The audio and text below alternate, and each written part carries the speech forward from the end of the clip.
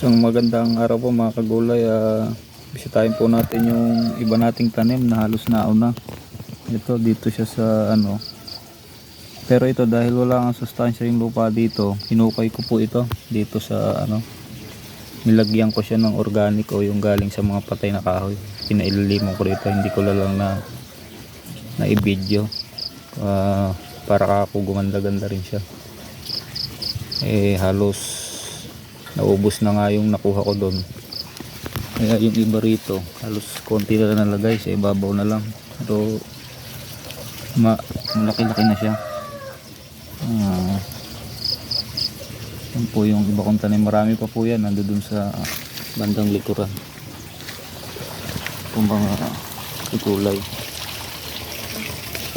Ito po kagaya na nila, hindi pa sila halos may sabay ng tubo, magkakaiba sila ng araw na itanim.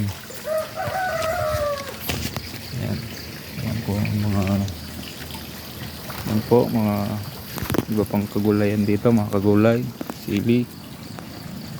Yan, meron din po kaming patola pero magulang na yan. Yun po ang update sa mga iba pang tanim dito sa paligid, mga kagulay. Sa mapagpalang araw po, and God bless sa inyong lahat.